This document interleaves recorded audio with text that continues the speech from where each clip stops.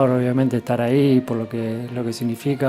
মেসির কান্না ছুঁয়ে গেছে সবার হৃদয় জুড়ে। এবার জানা গেল তার এমন কান্নার পেছনে মন খারাপ করে দেওয়া এক করুণ কাহিনী। গ্যালারিতে তখন হাজার হাজার মানুষের চিৎকার, ধারাভাষ্যকারের কণ্ঠে উল্লাস, লিওনেল মেসি আরও একটি মহাকাব্যিক গোল। কিন্তু ক্যামেরার লেন্স যখন জাদুকরের মুখের উপর গিয়ে থামলো, পুরো বিশ্ব থমকে গেল। এ তো আনন্দের হাসি নয়, বিশ্বসেরা ফুটবলারের চোখ বেয়ে তখন গড়িয়ে পড়ছে লোনা জল। কিন্তু কেন? মাঠের সব আলো কেড়ে নেওয়া ওই মানুষটার মনের ভিতর তখন কোন ঝড় চলছিল?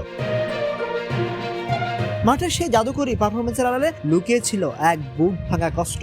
চোট বা ফর্মের অভাব নয়, মেসির এই কান্নার পেছনে ছিল তার জীবনের সবচেয়ে প্রিয় মানুষটি, তার বাবা হোর্রে মেসি। বিশ্বকাপে যখন ম্যাচ চলছিল, আর্জেন্টিনার এই মহাতারকা জানতেন তার বাবা গুরুতর অসুস্থতার সাথে লড়াই করছেন। চিকিৎসকরা বলে দিয়েছেন অবস্থা জটিল। ভাবুন তো একবার, মনের ভেতর বাবার অসুস্থতার এমন এক পাহাড় সম চিন্তা নিয়ে মাঠে নেমেছিলেন তিনি। যেখানে একজন মানুষ ভেঙে পড়ার কথা, সেখানে মেসি নামলেন, খেললেন এবং দেশকে এনে দিলেন এক অবিশ্বাস্য জয়। ম্যাচ শেষে বাবার অসুস্থতার কথা বলে মানুষের সহানুভূতি নিতে চাননি মেসি। বলেছেন মাঠের বাইরের ব্যাপারের জন্য এই কান্না, কঠিন সময় সতীর্থরা পাশে আছে।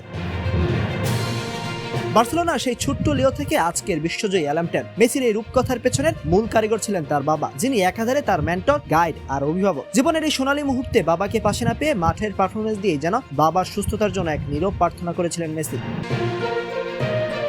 এই দৃশ্য দেখার পর বিশ্বজুড়ে কোটি কোটি ভক্তের চোখে আজ ভিজে উঠেছে। মাঠের মেসি হয়তো অপরাজেয়, কিন্তু বাবার কাছে তিনি তো সেই ছোট্ট লিওই আছেন। ফুটবল দুনিয়া আজ শুধু একজন মহান খেলোয়াড়কে দেখেনি, দেখেছে এক নিঃশর্ত ভালোবাসায় ভরা এক সন্তানকে।